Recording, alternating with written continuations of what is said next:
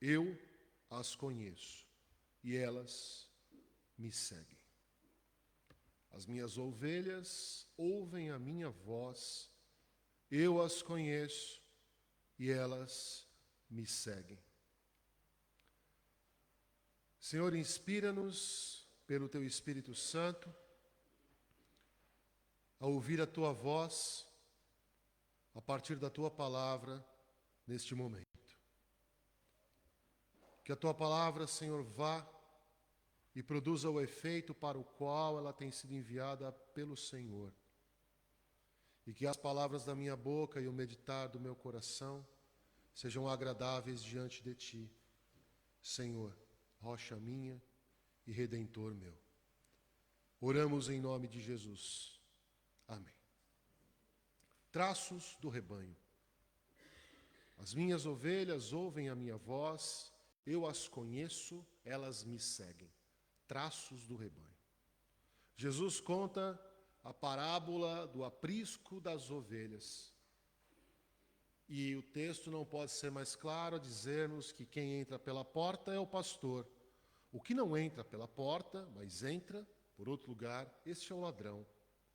O porteiro, que conhece o pastor, abre a porta para este. As ovelhas, então, ouvem a sua voz, ele as chama pelo nome e elas são conduzidas para fora.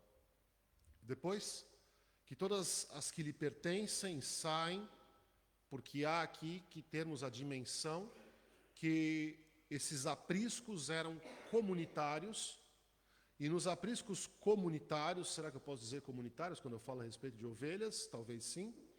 Nos apriscos que eram municipais, ali estavam as ovelhas de vários pastores. Então faz muito mais sentido quando nós percebemos isso. Não era um aprisco apenas das ovelhas de um pastor, mas de vários pastores. E daí porque o porteiro conhece os pastores que lá vão ter com as suas ovelhas para delas cuidar. E aí quando ele conhece aquela pessoa, ele abre a porta para ele, não abre para os outros, porque os ladrões iam lá para roubar as ovelhas.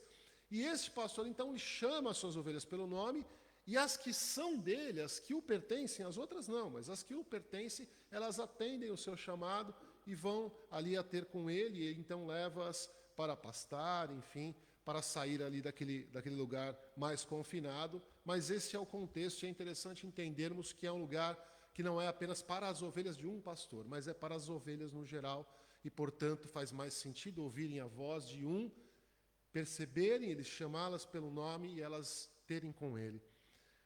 Mas elas, e há algo muito profundo nesse texto, que elas, a característica delas, uma das características delas, é que elas jamais seguirão os estranhos. Porque elas têm confiança no seu pastor, elas temem os estranhos. No seu pastor não, elas sabem que ele dá a acolhida, que ele leva o alimento, que ele leva ao pasto, que ele as protege. Mas o estranho elas temem, e elas, portanto, fugirão dele e não reconhecerão a voz do estranho. E Jesus afirma ainda mais essa parábola, que ele mesmo é a porta das ovelhas. Todos que vieram antes dele são ladrões e são salteadores. Mas o bom é que as ovelhas não lhes deram ouvidos. E mesmo que seja uma parábola imediatamente interpretada por Jesus, isso é algo particular nas Escrituras, porque nós sabemos que as parábolas, por vezes, têm diversas interpretações, ou têm mais interpretações do que apenas uma. Este caso é muito peculiar porque Jesus ele acaba de contar a parábola entre elas, e ele a seguir a explica de uma forma clara, ainda que aqueles ouvintes, ainda que mais claro fosse o que ele estava a dizer, ainda que eles não pudessem entendê-lo, ele, ao final da sua fala, ele explica, e antes apresentado como o bom pastor, como o cuidador, na sequência ele também faz menção à sua divindade. E deixa claro a questão. As minhas ovelhas ouvem a minha voz, eu as conheço, e elas me seguem, num contexto de autoridade, e não mais apenas como pastor bondoso que cuida das suas ovelhas, mas também tem autoridade sobre as suas ovelhas. Somente quem entende o que ele está a dizer são as suas ovelhas. As demais, ou os demais ouvintes, seriam como se fossem ali surdos. Somente as suas ovelhas, então, elas atendem e o obedecem. Aquele que tem ouvidos, ouça. Somente as suas ovelhas o atendem, percebem a sua voz e o obedecem. Nascemos à deriva. Nossos pais têm a responsabilidade de escolher para nós até mesmo o nosso nome. E é muito interessante quando nós pensamos nisso, porque é um ato de grande responsabilidade, embora por vezes possa não parecer. O ato da escolha do nome, que é um processo que, unido a outras questões, define os traços, os nossos traços pessoais. Quem nós seremos. E é interessante que essa pré-definição de quem nós seremos são definidas por alguém que não somos nós, é pelos nossos pais. É tão interessante a ponto de, em alguns povos, a depender do nome que é dado pelos pais, os filhos terão que seguir uma carreira, ou como é o caso, por exemplo, dos sacerdotes, que quando é dado um nome sacerdotal, o filho está fadado ou não a seguir uma vida sacerdotal, de tamanha importância que possa ter para alguns, ainda que essa questão de dar o nome ficou muito perdida, também é algo que ficou liquidificado em nossos dias. Mas essa proposição de dar o nome e definir os traços a partir de uma vida que é cunhada para nós, a partir da educação, do convívio, do espaço físico, dos comportamentos, etc., isso tende a definir quem nós seremos ou quem nós somos. Algo que parece muito simples para algumas pessoas, simplesmente pelo fato, é um nome bonito, um nome de alguém famoso, mas que definirá ou pode definir quem nós somos. E assim também faz Jesus nessa parábola, ao chamar aquele rebanho, chamá-las de as ovelhas. E surgem em mim algumas perguntas a respeito disso. O facto de sermos nós ovelhas nos define como filhos de Deus, pastoreados pelo bom pastor, ou o facto de sermos filhos de Deus nos define como ovelhas? A inversão da pergunta, ou seja, sermos ovelhas nos define como filhos, ou pelo facto de sermos filhos é que nós somos ovelhas? E uma outra pergunta também que eu faço-me: se eu sou ovelha, estou a ouvir verdadeiramente a voz do bom pastor? Ou apenas eu ouço aquilo que ele diz, mas sem obedecer e seguir a sua voz?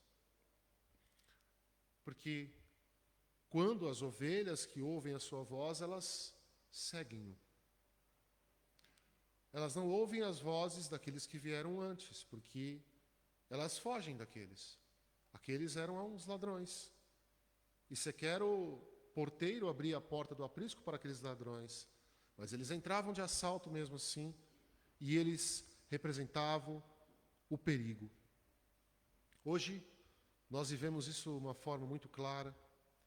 Temos diversas proposições sobre uma mesma coisa. Já existem poucos absolutos, axiomas, verdades indiscutíveis. O que é uma verdade negociável para mim, talvez não seja para o outro. E nesse mundo liquidificado, quem nós temos ouvido? O bom pastor ou aquele que veio antes? Um trabalha contra a tese do outro, pastores contra pastores, igrejas contra igrejas. E essa pergunta ecoa-me: a quem nós temos ouvido? E é uma pergunta dura de respondermos, porque caso nós não tenhamos ouvido, não estejamos a ouvir o bom pastor, nas palavras de Jesus, nós não somos parte do aprisco de Cristo. Porque as minhas ovelhas ouvem a minha voz, eu as chamo pelo nome e elas me seguem. As que não me ouvem, as que não me atendem, é porque não são as minhas ovelhas.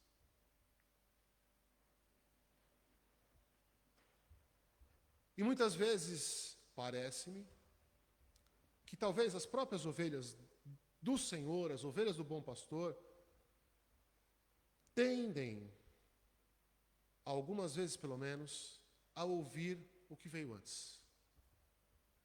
A não ouvir o bom pastor. Ainda que elas sejam as suas ovelhas. Parece que elas tendem a ouvir o bom pastor. E diante disso, surgem-me algumas outras questões que parecem-me ser os traços indissociáveis do rebanho. Por que é que as ovelhas, mesmo sendo as ovelhas do rebanho do bom pastor, por que elas por vezes não ouvem a sua voz? Por que elas por vezes não o seguem?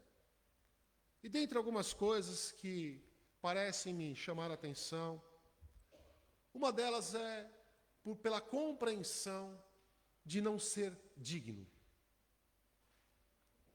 É possível que muito disso, ainda que inconsciente, dá-se porquanto nós, ovelhas do Senhor, ovelhas do seu aprisco, ovelhas do bom pastor, não a dos outros, mas a do bom pastor, me parece que muitas vezes isso nos dá porquanto nós nos compreendemos indignos e tentamos esconder de Deus quem realmente nós somos, como se Ele não soubesse, como se Ele, sabendo, não nos acolhesse. Mas esquecemos que Ele de fato nos aceita como nós somos, claro, para promover uma mudança em nossas vidas, mas nos aceita como somos. E não é preciso, portanto, viver ou uma vida de impostores ou uma vida de culpa, a pensar que na nossa indignidade, porque nós nunca seremos dignos por nós. Nós somente somos dignos pelo sangue de Jesus. Então, portanto, não é preciso viver nenhuma vida de culpa e nenhuma vida como sendo impostores, a tentar deixar claro algo que nós não somos, porque Ele sabe de fato quem somos, exatamente como nós somos. E acabamos por cunhar uma vida para aparentarmos sermos algo melhor e vivermos uma personagem, muitas vezes tendo, portanto, medo de ouvi-lo de uma forma mais íntima, como uma total dependência de uma ovelha. Não o ouvimos, pode ser que Ele não nos conheça, e se Ele não nos conhecer, pode ser que nós não estejamos a segui-lo. Noutras vezes, uma outra característica do rebanho, para além da questão desse sentimento de não sermos dignos, talvez o facto de sermos levados por diversas outras propostas. Há uma complexa gama de propostas, especialmente em nossos dias, o que não é diferente do que acontecia ali, mas talvez as propostas sejam até mais rápidas hoje. Onde quer que nós estejamos, nós temos uma proposta diferente. Eu particularmente vejo algo muito positivo nisso, pois isso nos faz refletir acerca dessa pluralidade e abre as nossas mentes a um diálogo, mesmo que as coisas que nós acreditamos ou seguimos, fazendo-nos enxergar ou ver se realmente acreditamos ou fazemos algo por costume. Ou seja, quando eu tenho novas propostas diante de mim, eu sou questionado a respeito das minhas verdades. Eu sou questionado a respeito das minhas verdades absolutas. Se eu só conheço uma verdade, aquilo é verdade para mim e ponto final.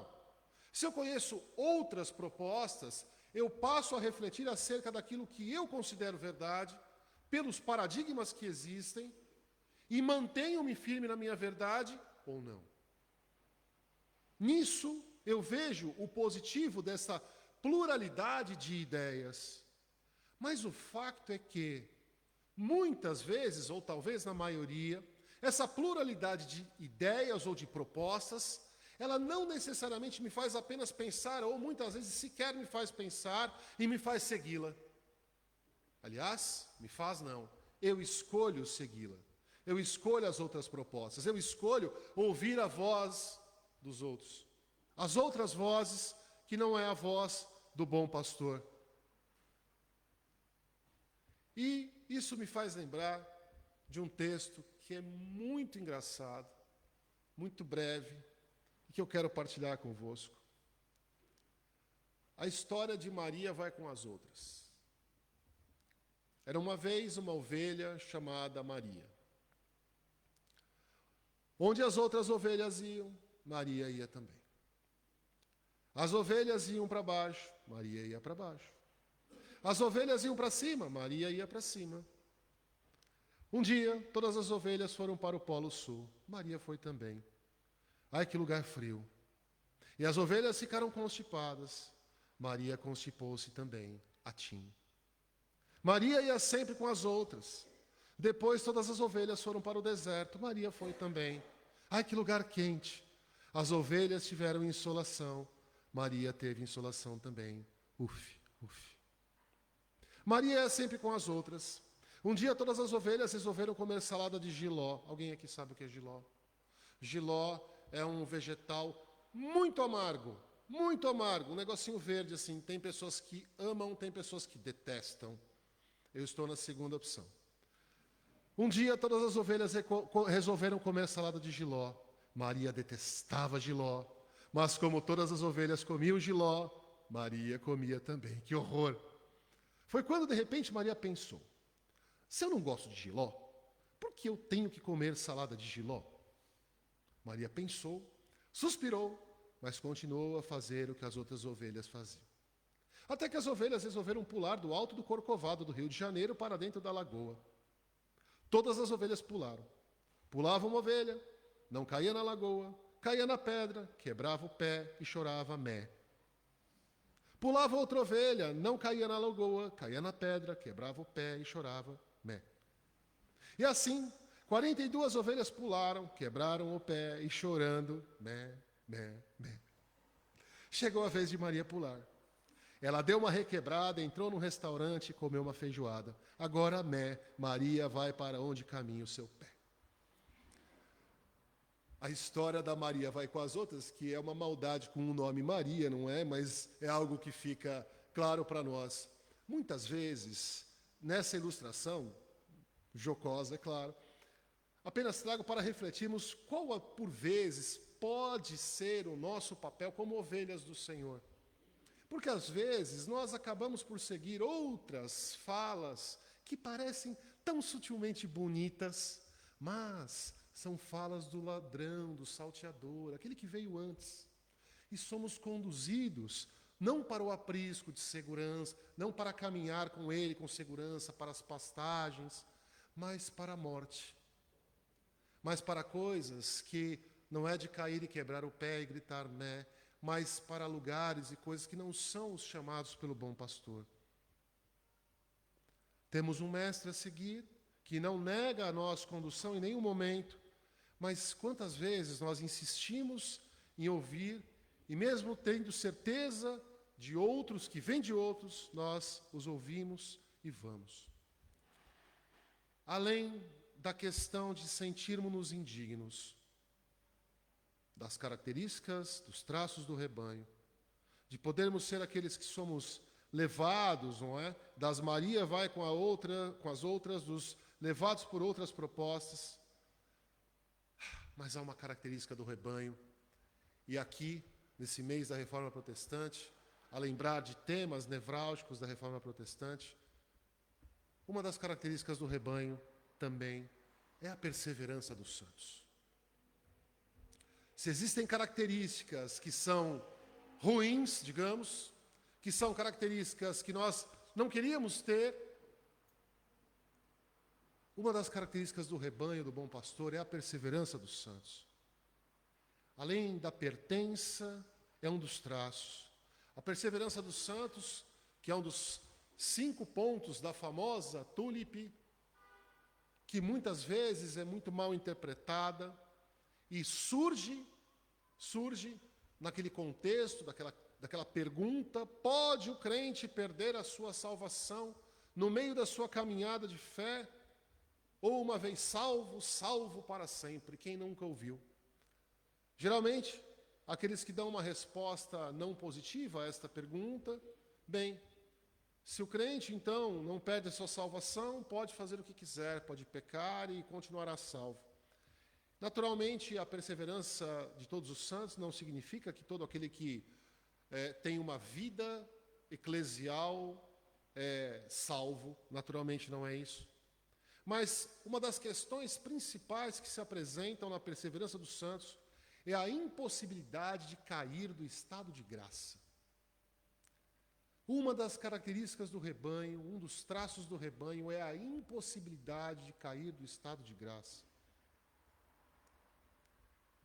João, capítulo 5, versículo 24. Em verdade vos digo que quem ouve a minha palavra e crê naquele que me enviou tem a vida eterna. Não entra em juízo, mas passa da morte para a vida. Uma vida que se ganha e depois se perde. Uma vida que ganha-se de novo, com o risco de perdê-la novamente. Seria uma vida eterna? Teria características de uma vida eterna? Não. É possível também imaginarmos Jesus que dá a vida eterna e depois a toma? Não. Romanos capítulo 11, versículo 29.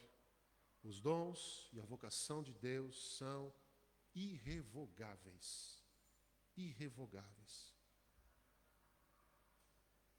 Nesse texto que nós lemos mesmo aqui no início, e seguindo até o versículo 29, as minhas ovelhas ouvem a minha voz, eu as conheço, elas me seguem, eu lhes dou a vida eterna, jamais perecerão, e ninguém as arrebatará da minha mão.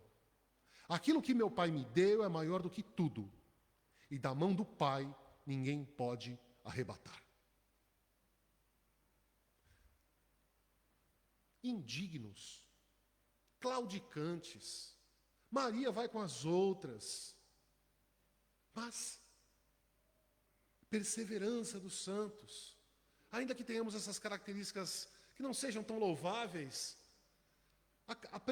a perseverança dos santos está em nós, é uma característica que nos dá uma proteção especial e a certeza da segurança eterna no alvo, o alvo para onde nós caminhamos, ainda que o caminho seja tortuoso, ainda que nesse interregno nós possamos ouvir outras vozes, seguir outros caminhos, viver uma vida de impostores, ainda que tudo isso possa acontecer, há uma certeza de segurança da vida eterna. Recebem a vida eterna para jamais perecerem e poder, portanto, seguir confiantes o seu Mestre, independente do caminho difícil por vezes que haverá em toda essa condução, daqui até o fim. A certeza de que chegaremos a essa perseverança, volto a dizer, muito mal interpretada, nesse sentido de a perseverança dos santos é a certeza que, não obstante os caminhos, chegaremos são e salvos ao destino. Mas é preciso ouvirmos a voz do bom pastor.